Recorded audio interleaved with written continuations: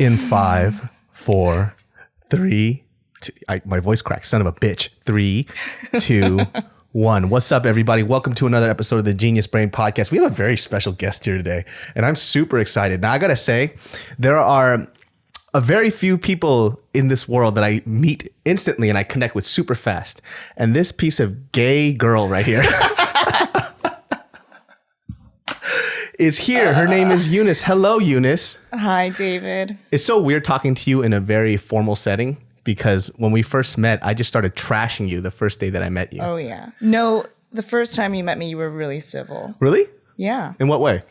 It was just you and me in the wardrobe room, and you were so nice and asking me about my life and everything. And then as soon as we were in front of other people, it was like, you know why? Eunice, your hands are massive. Well, it's because I was trying to be nice and keep you comfortable, and then I saw your massive hands, and it scared the fucking shit out of me. You know that tsunami that happened in Japan was because you did a round of applause. That shit just destroyed. Oh my gosh. So the reason why I have Eunice, well, number one, when we do the Genius Brain podcast, like I like bringing people that I personally know because I feel like everybody has personal stories.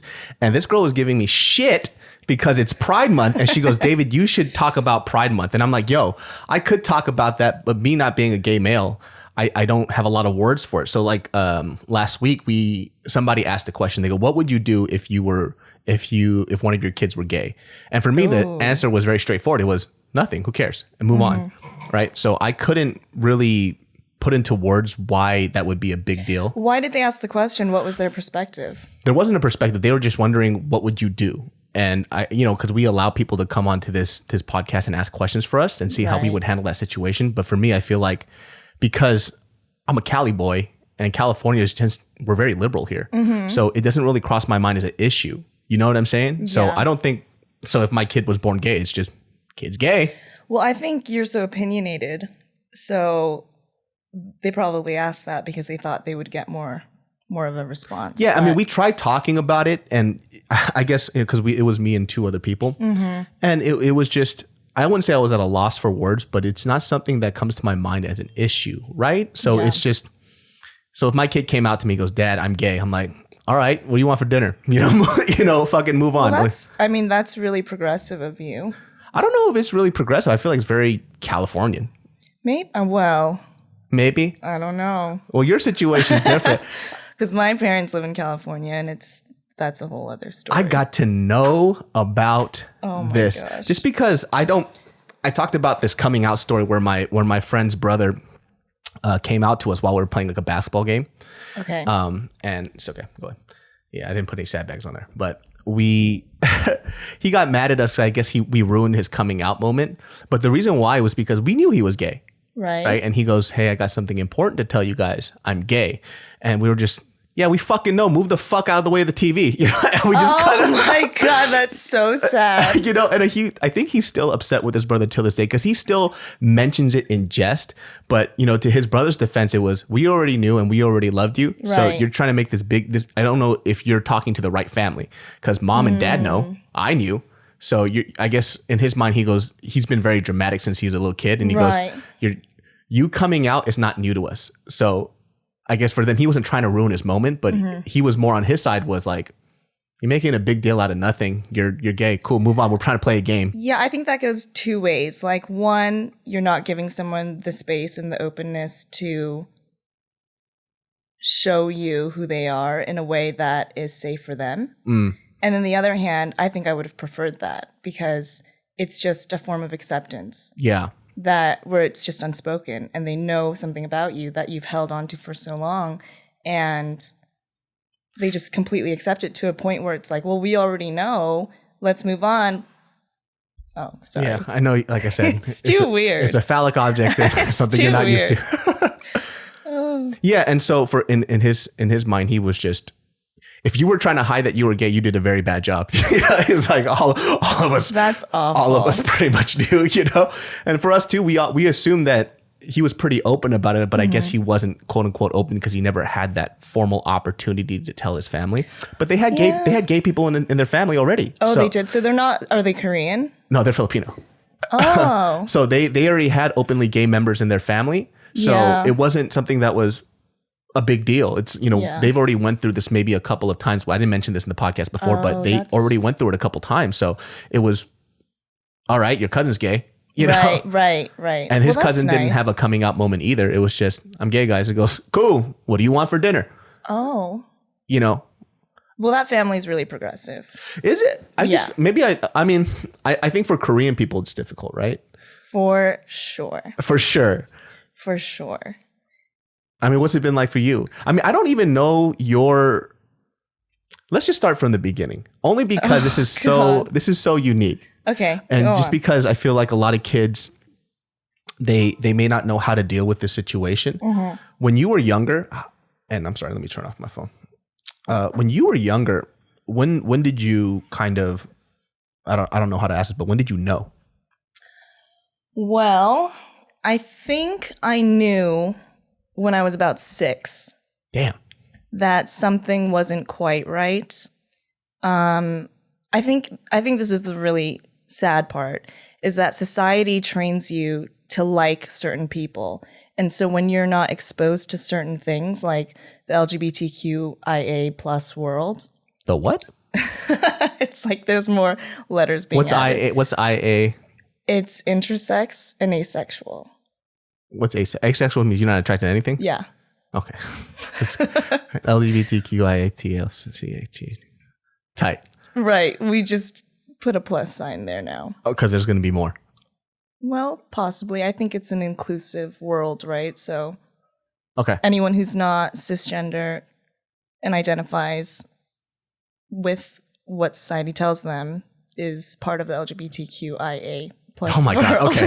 Okay. We're going to move on. We'll come back to that later. Okay. So I knew when I was about 6, and then I didn't really even explore it until college. Damn. And then I went to school in New York, so I was apart from my family, and it was a chance to really kind of come out and come into myself. But I didn't even really explore it until the very end of New York. And then when I went to London to do my master's, that's kind of when I really allowed myself to discover that part of me. So when you said from 6 all the way till you left the house? Yeah. You've never explored your homosexuality for that many years? Yeah. At all? Like you just not at all. Did you know did you definitively know you were gay, or you just thought that you just were a little different? I didn't really understand what it was. Yeah. So from 6 to 17, because 17 I left for New York, I didn't even know anything about the LGBTQ world. Right? There's nothing around me that has anything to do with homosexuality, and everything that's on TV or the radio. And I grew up in a really Christian household. Yeah. And my parents were extremely strict. Well, my dad went to work and my mom stayed home with us. So I remember when she'd leave the house, she'd be like, you guys have to read. So she'd tape up the electrical cords so we couldn't watch TV. Damn. Yeah, like she was extremely strict. And then the radio, we didn't really listen to secular music until, 15, 16. Man, you were really closed in. Yeah. That's crazy, because my father's a pastor and he didn't do that stuff. Yeah, actually maybe 14, because high school is when my sister was 2 years older than me and she drove me to school. So obviously we had the radio and stuff. But yeah, before that, nothing. Damn. Yeah. So wait, so you didn't get to listen to secular music. Right. So no secular music. Your mom would wrap up the course so you couldn't watch TV or anything like that. And she would just make you, that's as stereotype Asian as fucking possible. It is. Yeah. That was my upbringing. That's fine. Okay. So then after that you went to college in New York, and what were you studying? I studied design and management at Parsons. So I actually went in for... She just likes to slip that in, by the way. No, I went in for advertising. Okay. Right. But that was the time of Project Runway, and it was really lit at the time. And so every resource at Parsons was in fashion. Okay. So initially I tried to fight that and resist it. And then ultimately, because every opportunity was in fashion, I ended up doing my first internship. And then I think it was an internship at Women's Wear in LA where I really fell in love with styling. And I was able to, I mean, I didn't even know what it was. I really didn't know that the well pages of magazines were creatively directed by these people. And so for me, once I discovered that and started really enjoying it, I'm a really like stubborn. I was really stubborn too. It was like, I like this. This is what I'm going to do for the rest of my life. And I've kind of stuck with it. Yeah. So for you, when after you left and you were in college and you went to London, was that like, I guess it was very permissive of you to just figure out who you were. Yeah. Right. Well, I gave myself the permission. Yeah. So it was finally, okay, I'm far enough from my parents now. Anything I do here, it'll be like carte blanche. I don't have to worry about, like running into my parents or my parents' friends. There was no chance of that. So it really allowed me to be completely free. And in that way, and because of that, I came out to everyone around me very quickly. How was it? What did that feel like? Did you cry? Yeah, I cried probably like the first 10 people I told. I cried. Wow. Why do you think you cried? Like what's the emotion and the feeling behind that? I think it's finally being able to reveal yourself. And I didn't really cry to new people. So in the beginning stages of when I was coming out, when I first met people, I felt like I had to immediately tell them. Like it was my duty, because in case they knew me for 5 minutes or more, it's like I would have held on to this lie about myself. Oh. Yeah, which is really bizarre. And now I don't tell anyone unless they ask me, and I'm not ashamed of it, but I don't know why it's anyone's business or.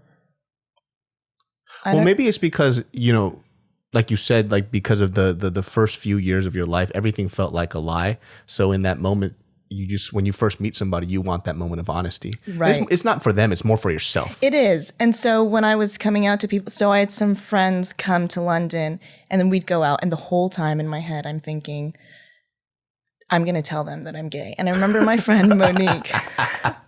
My friend Monique came in from New York. And I've known this girl the whole time I was at Parsons. I think she was the first girl I met at Parsons. Mm-hmm. And she came, and we're sitting there. It's this outdoor pub. I just remember it so vividly. We were in Notting Hill. We're sitting outside. We must have like topped off like 3 bottles of rosé.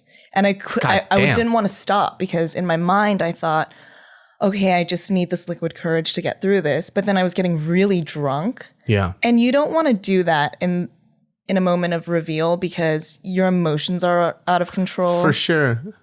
And so I finally get the nerve. I just couldn't take it anymore. I think it was like hour 3. And I said, look, Monique, I'm gay.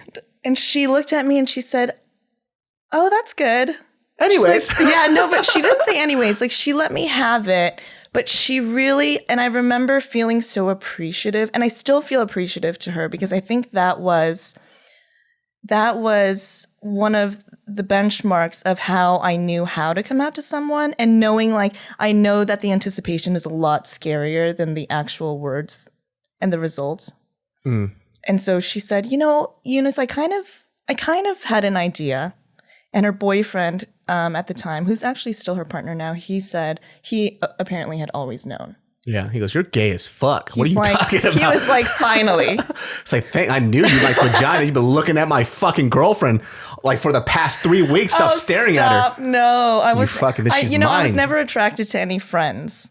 For me, it was either I meet someone and I try to get to know them romantically immediately, or you set those, develops like, into a friendship boundaries. And then I don't know, like, do you ever feel attracted to your friends, or feel like you could have a relationship with them? No, because when I meet my friends and when we meet in that type of way, mm-hmm. I know all the good and bad about them. Well, that's exactly it. Exactly it. So already in your mind, you're tainted goods. I'm like, I know, I know way too much about you, dude. Like, you are not somebody that I want to deal with. And mm-hmm. and I feel like for me, when my very first girlfriend was my best friend, and that it's almost like I knew too much about them. I think that's a real roadblock to getting to know someone and developing feelings. Yeah. I think there's really incredible, I really respect people who develop this friendship and get to know the good and bad about someone and then still feel that attraction. Yeah. Because for me, that's never been the case. Yeah. I can see that. Yeah. I mean, so when you that's so interesting that when you kind of had like this very permissive moment, you just want to tell her, listen, dude, I'm gay. Yeah. By the way, hey, did I tell you I'm fucking gay? Right. But it's a way of slipping it into the conversation, and then you can kind of gauge their reaction. Yeah. So, I mean, in London, you're meeting new people all the time, like constantly. Yeah. It's not, I feel like LA is a really bubbled society where everyone has their friends from a long time ago, and everyone's had these long-lasting friendships, and everyone feels like new people want things from them. But in London, it's so free and open.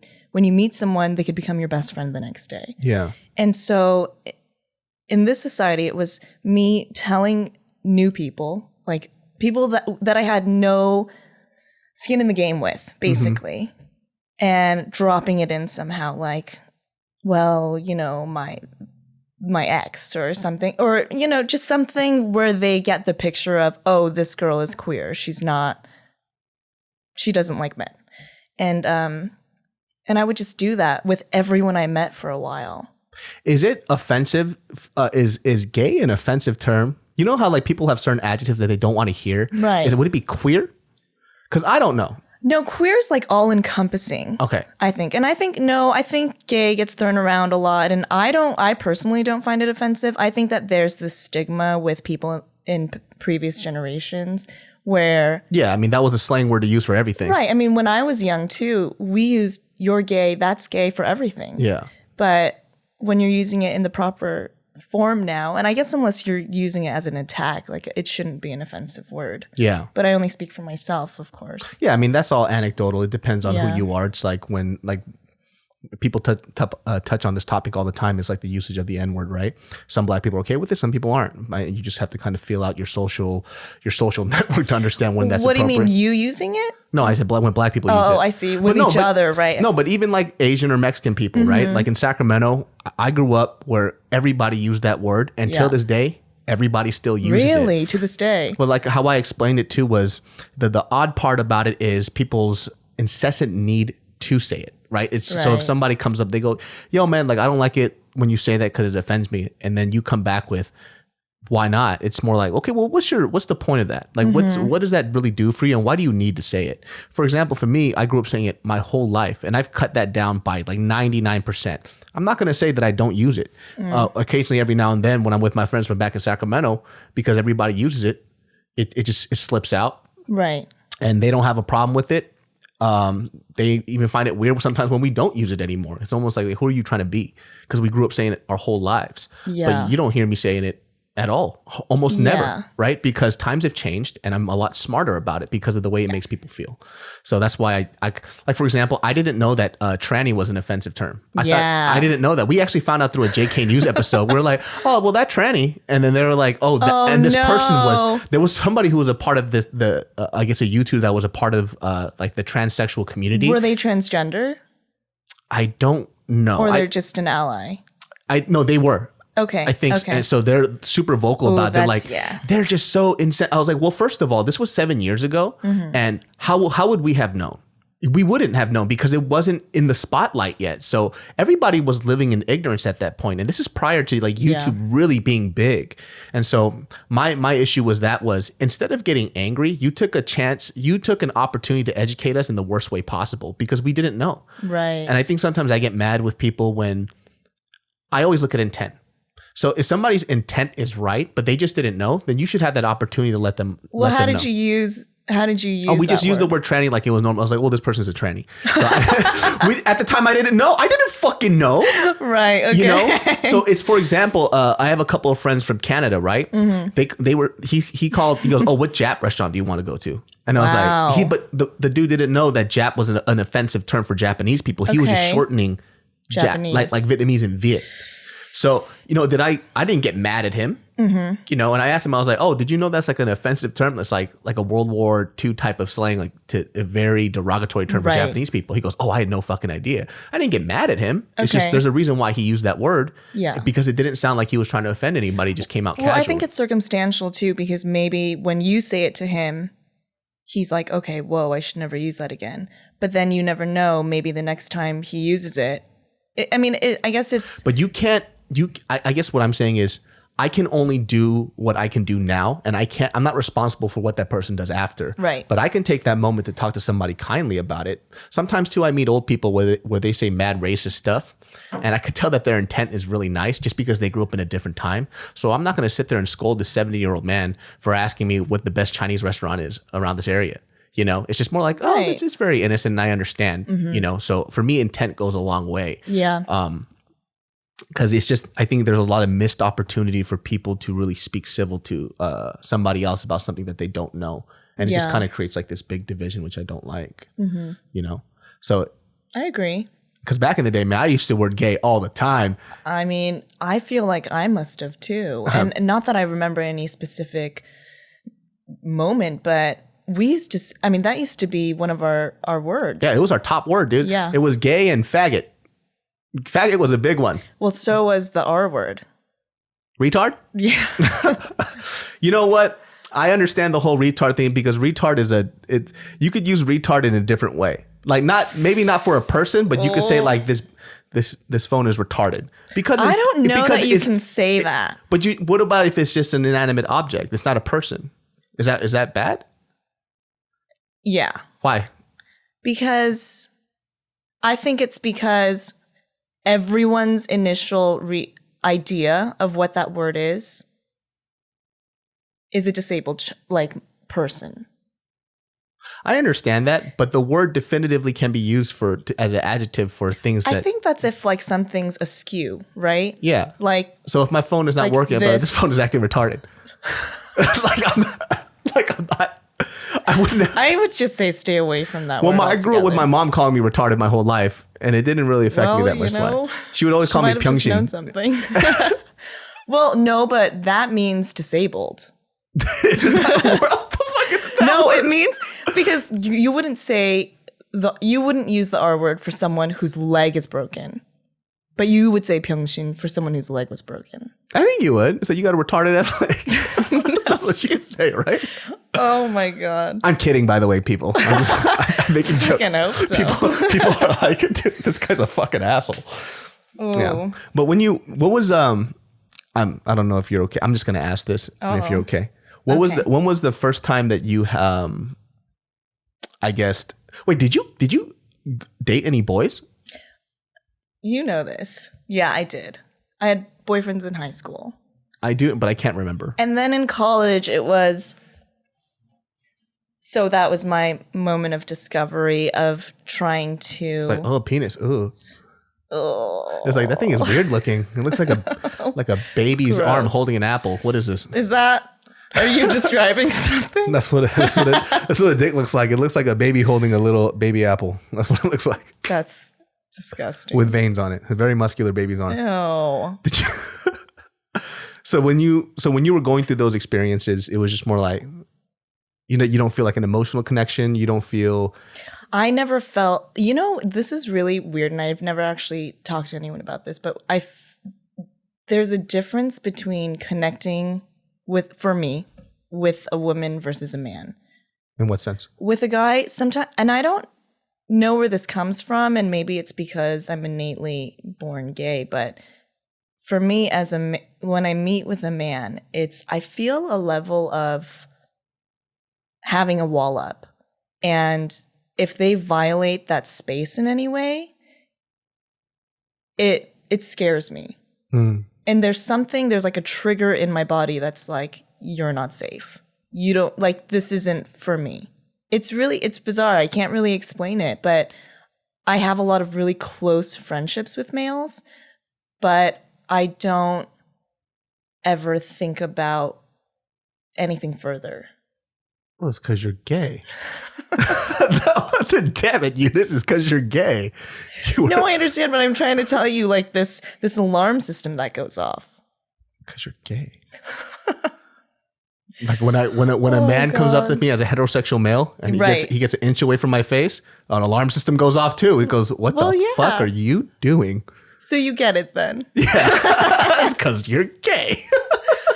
Well, okay. So going back to my childhood, so I was brought up and my dad, who I respect very much, he has always brought his children up to be well, he has 2 daughters, so women of agency. So he's always said, you know, what do you want to be when you grow up? You can be anything you want. And he's always encouraged us. And he's never put us down on any ideas that we might have about our futures. And I think because of that, we're really headstrong. But we're also really sure of who we are and what we want to be. And I think that directly contradicts to what my parents want from us now. But now I'm like, well, it's a little late. You know, you were having us order our own food at restaurants at age 4 or 5. Wow, that's amazing. Right? That's dope. Which is great because you feel this kind of independence. And now when I date someone who tries to order for me, I'm like, this is never going to work. Because I don't see it as chivalrous. I see it as someone who's trying to take my autonomy away from me. Damn, dude, you got some deep-seated issues, homie. when I'm at a restaurant and somebody goes, I'm going to order for him, like, then you also going to pay, bitch. Because if I don't like this, I ain't paying for this shit. Hope you can take that responsibility too. That's all you have to do. You just got to throw it right back in the face. They go, you know what? I got this. It's like, cool, you also got the bill too then, motherfucker. What the fuck? Order me this bullshit that I didn't want. Oh, God. But now I think it's kind of coming back to them in a really negative way because they're unable. Well, I wouldn't say they're unable to respect us. I think that right now it's a lot of confusion. I came out to my mom last February. She was actually the first family member outside of my cousins that I came out to. So when I came out to my mom, I had a level of, I was terrified. The whole drive over to my house, I was sobbing, like just sobbing, because essentially my mom had called me a week before and she said, who is this woman? Who is this woman that you're always hanging out with and running to whenever she calls? And you're like going on trips together? Like, what's happening? I just get this really weird feeling. And at the time I was in Virginia and I remember I was in the car, I was in the passenger seat, and my heart just dropped. And I knew this is the conversation that I've been waiting to have with my mom for a really long time, like the better part of a decade, right? And I'm like, I can't believe it's come down to a feeling, like a maternal feeling that she's had. And she's asking me these questions frantically over the phone. And I just said, my heart's racing. And I just remember saying, okay, I'm back in California tomorrow. Let me go home and then I'll come visit you. Oh, shit. And she said, okay, well, please, yes, please, call me back. Call me tomorrow before your flight. Please, Eunice, like, I need you to do this. And I was like, okay, I'll just call you later. I couldn't call her that whole day. And the next morning, I wake up, my hands are sweating. I've packed everything to go. I can't stop crying. And I'm just feeling like this moment of reckoning, right? It's like, she's going to disown me. I'm not going to have any family members anymore. And for me, that's a huge blow because my mom's like my best friend. And so I go back to LA. I'm crying. And at the time too, I had just come out of a relationship. So I was in the midst of a breakup. And oh, yeah. There's a whole story to that. We don't want to go there. We don't want to go there. We don't have enough time for that bullshit. No. Plus, I'm still mad at you for that. So, so I go home. I was living with Susan. Yeah. And Lydia and Ellen came over to my place. I think they came over like every night before I went home. And I was like crying, telling them, I have no family anymore. I don't know how I'm going to tell my mom. And I remember I think Susan or Ellen said something like, give your parents a chance. Give them a chance to surprise you. Because if you walk in there defeated, there's no positive outcome to this. Yeah. It's a self-fulfilling prophecy at that point. Right. And I just thought, okay, maybe I can tell my mom. I don't think I'm prepared to tell the rest of my family. So anyway, cut back to me crying in the car, like praying for an hour, saying, please help me. Like, I don't know what to do. I feel completely hopeless and lost in this situation because essentially I've like lived my life very freely and the way I wanted for a decade. And now I'm having to go home and explain myself. And this is someone that I've known for 31 years. And now I'm telling her, you actually don't know me whatsoever, because here's this massive thing that I've been hiding. And I remember that night that the girls came over, my mom had sent me a cacao. Oh, yeah. Cacao is like this Korean messenger thing for people who don't know. And she said, in Korean, she goes, Eunice, my heart, every time I think about you, my heart is broken open and tears stream down my face because I love you so much. Something like that. Like really dramatic really ass extra. Korean, of course. Yeah. But of course at the time too, I'm like, oh my God, I don't want to be breaking my mother's heart. Like that broke me. And then that would cause more. And then essentially when you cry so much, your eyes are so used to crying, you can't stop crying. And then anyway, it's this horrible, vicious cycle. So I'm home. My dad greets me at the door. He's just like, hi, yay, Eunice is home. And then I'm like, hi, Dad. My heart's like, duh. And then my mom's like, I'm cooking in the kitchen. So I'm like, okay, this seems fine. Like, this is normal. We go into the kitchen. My mom's like, okay, food's almost done. She's completely avoiding eye contact with me. I'm so nervous. I don't know how to behave in that moment. And my dad's just rambling on and on. He's like asking me about my work and asking me about my life. And that kind of calms me down because now we're talking about something that doesn't have anything to do with that. And I'm like, well, maybe Dad doesn't know yet. So this is good. And then we're eating and my dad and I are really getting on. And then my mom is silent. And my dad looks at her and he goes, hey, why are you so quiet? Why aren't you saying anything?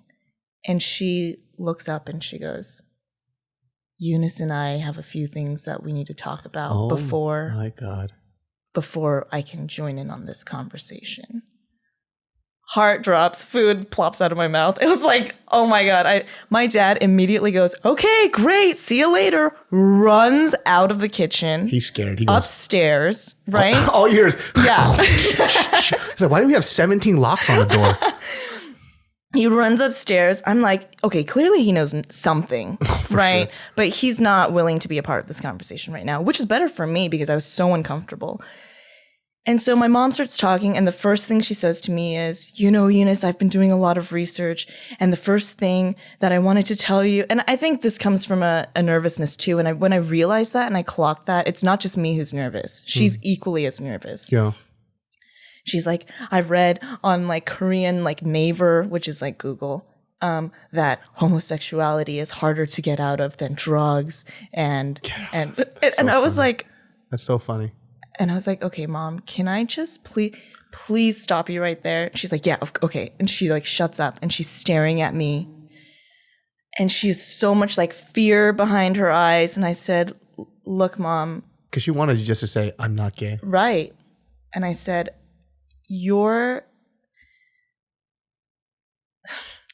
look, I've known that there was something different about me since I was 6 years old. And the whole drive from LA to my parents' house, I told myself, don't cry when you're coming out to your parents, because when you cry, it takes away from the severity and the realness and the authenticity of what you're feeling. You really think so? Why? Yeah. I was always brought up to be like, don't cry, don't cry, don't cry. But also I think there's a vulnerability in crying, but there's also a moment where when you're telling someone something that means something real, and I don't know, there's something about that moment where I felt like I need to tell you in a way that you understand, and I'm going to be very logical and explanatory about this, and I'm going to be patient and sit here and listen. But the last thing I wanted to do was be like a puddle, right? And so I'm telling her, I knew since I was 6 years old, and all of a sudden, without any prompt, I'm like sobbing, like full sobbing, like I can't breathe. My mom gets up, and I'm like, holy shit, she's going to hit me, or she's going to drag me out. But I'm just so upset with myself for crying. And I'm also just so, I don't know. I was so emotional. Just a wreck. Yeah. My mom reaches over me and I'm like bracing myself. She grabs these napkins and she's standing over me and she starts wiping my face. And I can feel her tears just, oh my gosh, now I'm going to cry. But I can feel her tears like hitting the top of my head. which in turn makes me sob harder because I never want my mom to cry because of me. I never want her to feel anything but pure joy and happiness when she thinks of me, right? And she starts wiping my face and she's like, I'm so sorry. I'm so sorry that you've had to like live with this for so long by yourself. And then she's like, and then she kind of, and I felt like, oh my God, she gets it, or she's sympathizing. And then she says, and I'm so sorry, it's my fault. Mm. And I think that's when the tears kind of stopped. Because I said, it's not your fault. And I really need you to understand that. It's not your fault. It's no one's fault. It's just what it is. And then we kind of digressed, and then she started to ask me more pointed questions about my sexuality in the coming days. And I thought, wow, there really is like light at the end of this tunnel. And then it just went south. But that was more recent. Or she doesn't get it still? Or she's not accepting of it? I think Koreans do this thing where they try and justify anything negative with an explanation, right? Mm. So it's like, your daughter wants to marry a white dude. It's like, at first it kills them, and then they think, and then finally they come around. They're like, he makes really good money. He treats her well, da. Like, it's like this justification system. And I think with my mom, at first it was like she saw me and she sees her daughter, who she loves so much, in pain and having held this burden for 30 years. And so she sympathized and she understood intuitively. And then when she thought about it in the weeks or months to come, she kind of backtracked, and it was like, how do I explain this? Like, what do I do with this? Who's going to understand this? Like, I think that's where she's stuck right now. And for me, I don't need her to justify it or explain it. I just want her to accept me for who I am. Does your dad know? Yeah. How's he taking it? My dad is, I probably shouldn't mention this, but he was extremely homophobic when we were growing up. Like every male Korean man I've ever known, except for my dad. Really? My dad's very whatever about a lot of things. Mm. So I remember when what was it, Prop 8. Prop 8 came out, right? And then somebody put the whole, whatever ban Prop 8 shit on our lawn because my dad's a pastor. My dad didn't even know what it was. He goes, what is this? And they're like, oh, we don't want gay people to get married. My dad's like, why? He's a pastor. Isn't your dad a pastor? He's a pastor, but for his thing is like, whether you give somebody permission to get married or not, doesn't change the fact that they're gay. So either way, if it's like, just from the Christian perspective, is like they're still gay, whether they get married or not. It doesn't make a difference, right? So my dad's very just like c'est la vie about that type of stuff. Kind of just, that's nice. What maybe that's why I don't care. What do you think he would have said if he found out you were gay? I don't know. I mean, it would be a very tough time. I put him through some shit though. So me coming out as gay is probably a lot nicer than all the other stuff I put him through. If I would have exchanged all the fights, all of the, expulsions, everything else for me being gay, I think he would switch it. He goes, okay, just be gay. But I think, I mean, for sure, if it's a personal thing, if it's his family as a Christian pastor, for sure, it would fuck him up. And it would be something that he would have to go through. I don't know if he would disown me per se, but it would be hard for him to understand. But for me as an individual, I love my parents, but I can never live a lie. I couldn't even fucking finish college because they asked me to. What the fuck do you think I would do about me coming out as gay? It would just been, hey man, dick's my thing. I like dick. Yeah. If anything else, we'll meet halfway. I'll find a gay Korean guy. We'll just do halfway.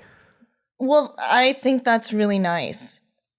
But I also think that it's much harder in practice. I'm not. Yeah. I'm definitely not downplaying it. It's going to be very difficult. Of course. So in theory, you think, God, I could never lie to them about anything. I mean, I used to call even after knowing my sexual identity and coming to terms with it on my own as a Christian Korean woman, I spoke to my mom like 2 times a day. We have a very strange relationship, but it was never something I could tell her. And I used to always say, I'm not going to tell her unless I have found the partner that I'm going to end up with for the rest of my life. So it's like a double whammy. Yeah. It's like I'm gay and I'm going to get married. So you're just going to destroy her on the spot. That's it's a very, very kind of you. But it was the only way that I knew how to deal with it. And I thought, well, what if I end up being single my whole life? Now I've just destroyed my mother, probably took years off of her life. And then now I'm telling her, oh, but couldn't find anyone. So what's the point of putting someone through that? In the Korean community, I mean, I'm sure there's a lot wrong with that. But in the Korean community, I think that's the preference. Yeah, I mean, to play the other side, I mean, not to play the other side, but just to have a little empathy for your parents. And I think a lot of people, when they hear stories like this, they just immediately want to trash parents, but it's hard when you grow up a certain way your whole life. Mm-hmm. I mean, for those, it kind of works both ways, right? So in the sense of they go, some people might hear this and they go, oh, Eunice's parents are terrible. But at the same time, it's just like in the same way you have your identity of being a homosexual person. These people, though it's not something they were born with, it's something that they've lived with their whole life. And now it's that they have to change their perspective immediately. It's going to be a struggle. So there has to be empathy on that side as well. Oh, absolutely. I mean, I definitely don't want to allude to the fact that my parents are bad people. Like in my heart, I understand their perspective. Yeah. And I think that's why it makes it harder for me, because I fully understand and empathize with their perspective. Yeah. But there's this real lack of being able to open their minds even a tiny bit to mine. But that, of course, comes from their own experience, like It makes total sense to me. So there's no villain in this. It's just us trying to come to some kind of understanding with each other. I mean, they're going to have to if they want you to stay in their lives. I mean, they're just going to just continue to ignore you forever.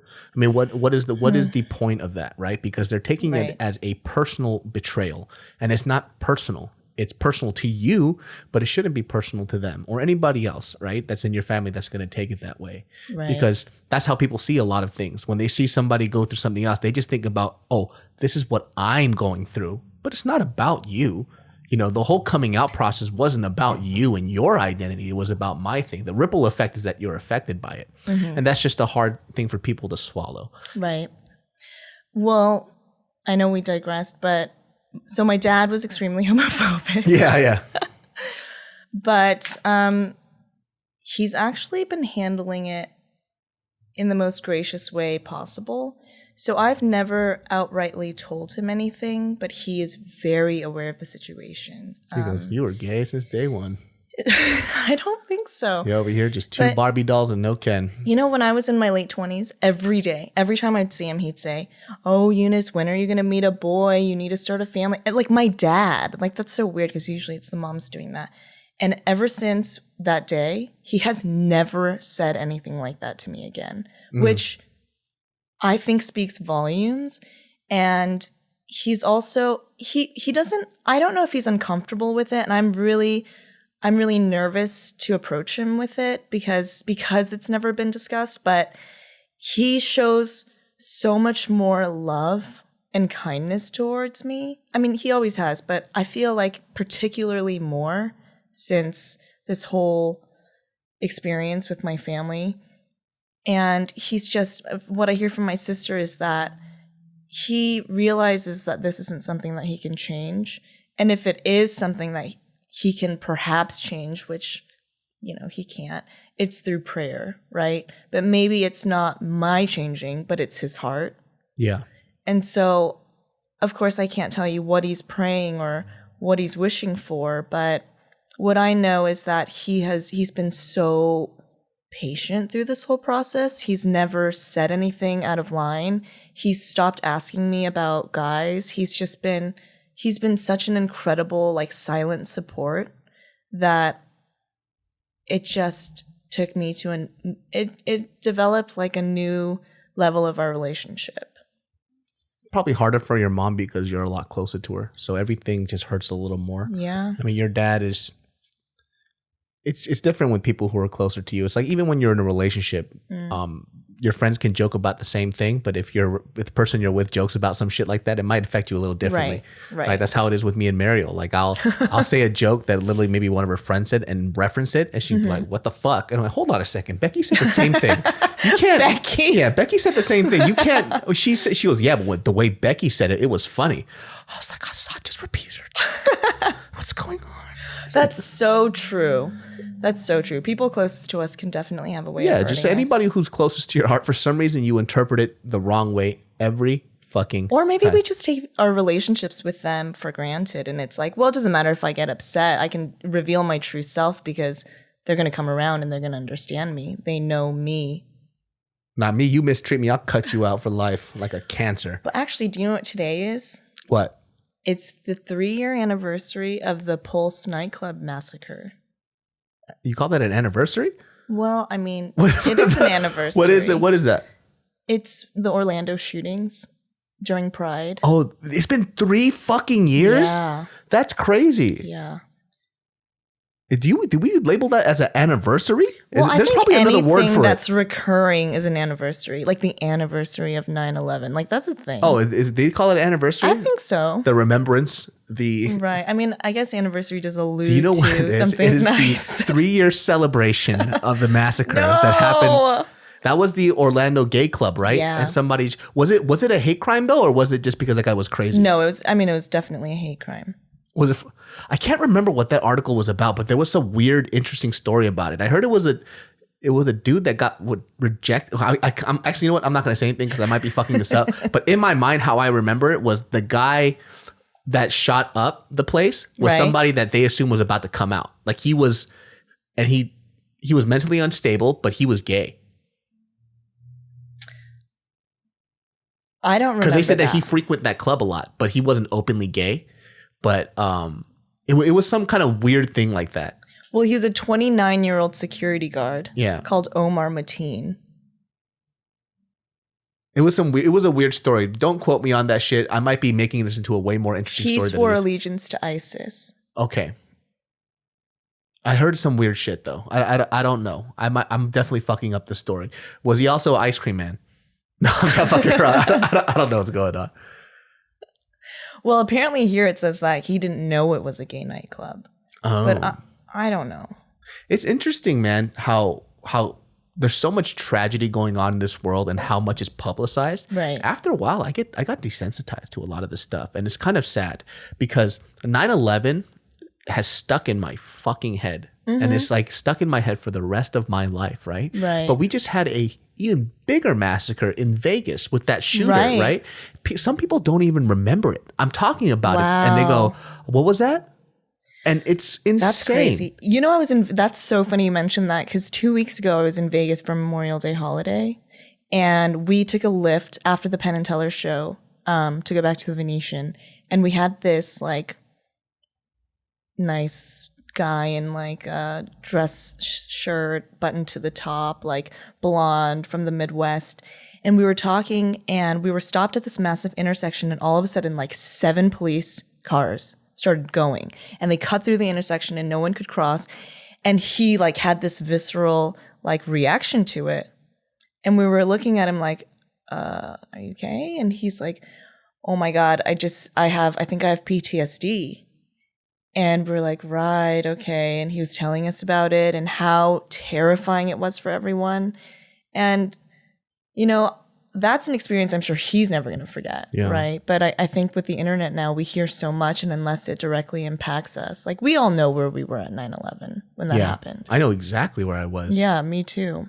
I'm saying that ripple effect is crazy because even that Orlando massacre thing, I think prior to social media and this everything being so just put out there all the fucking time, when these catastrophic events happen, it just sticks in our memory, right? And I'm not trying to do comparison in terms of like catastrophic caliber to all these different events, right? But what I'm saying is like those are still huge.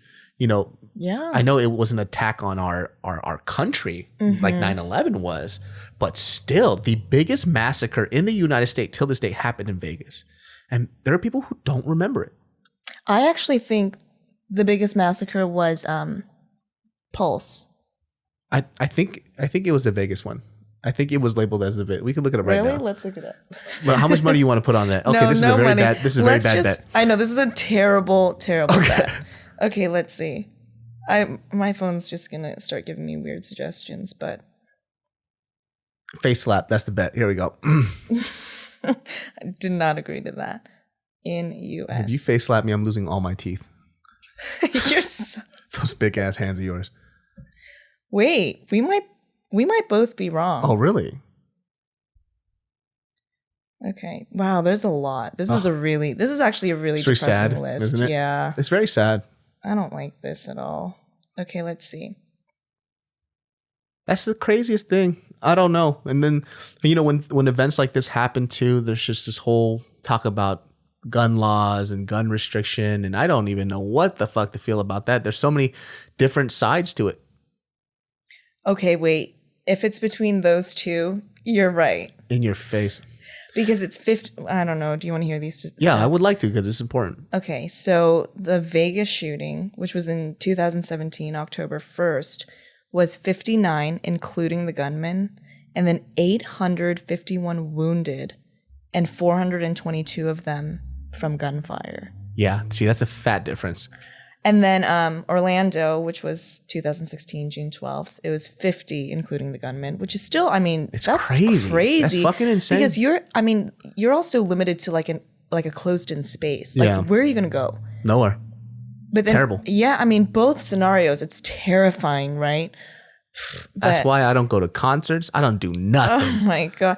Like, you just feel, in those movie theater shootings, that really traumatized me. I remember going to film after that happened, just being like, okay, I need to be aware of where I am. There was this kid, when I went to Colorado to do a stand-up show, I went back to that college the same time next year for the same event.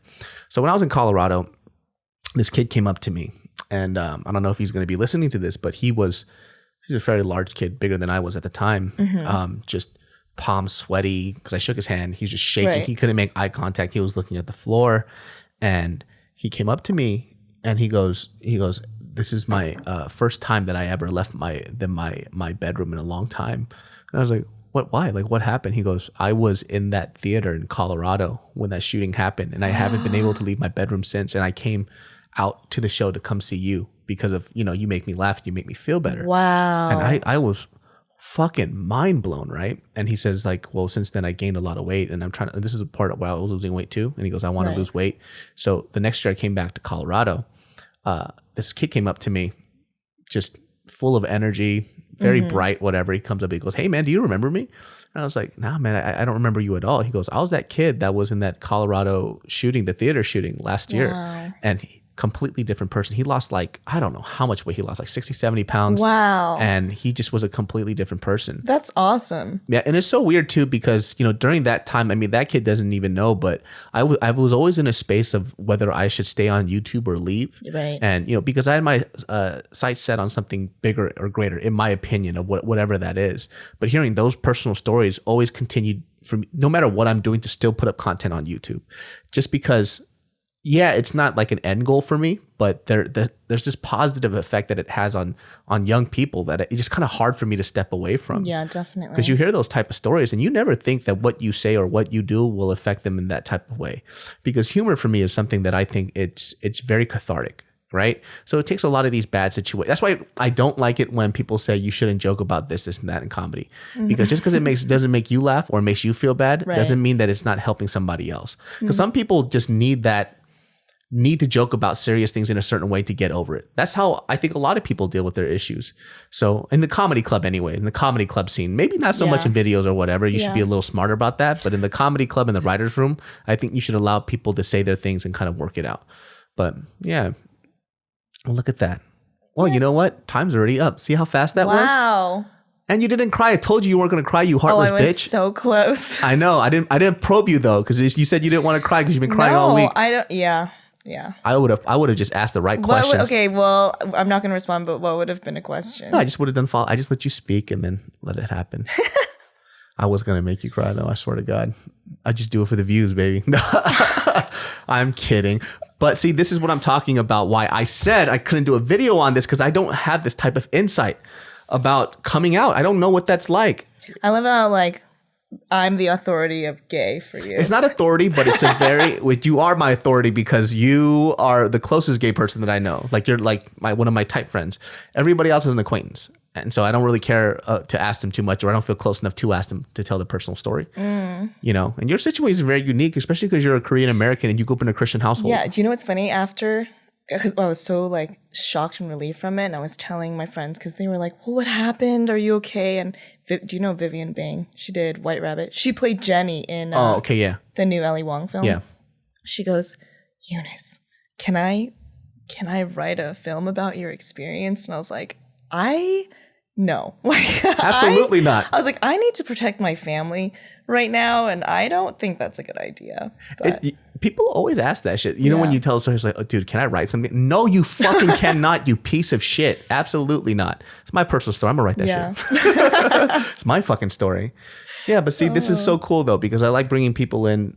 Yeah, I mean, I could always joke about stuff and make jokes, which is fine, and people enjoy that too. But I don't know. This is something that I just don't know anything about. I don't know what it's like. Just fucking scissor, dude. Just bow, bow, bow. You know, that's the joke part.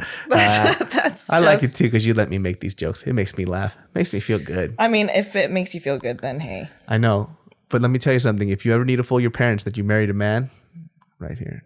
Well, let's just get this out there. You're giving me your sperm, right? Okay, perfect. We're gonna have these big-handed babies. These huge, big-handed babies. David, your hands are massive. Well, it's appropriate to my size, but your hands are the same size as mine. When I hold your hands... David, our hands are not the same size. When I hold your hands, it feels like I have a third arm.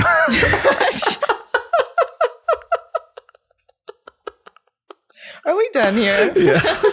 All right, guys. Well, you can catch us on Spotify, iTunes, all these other stuff, CastBox. If you're on iTunes, leave us that 5-star. Remember to comment below and share, and let me know what you want us to talk about. And Eunice, oh, by the way, if you don't know who Eunice is, I work with her on Gook. What she does is that she dresses people up. Yes. Tell them what you do. Oh, let me get these headphones. You don't have to have I a don't mic. need to do that. Yeah, you don't have to. That's not how Mike's I'm a costume designer.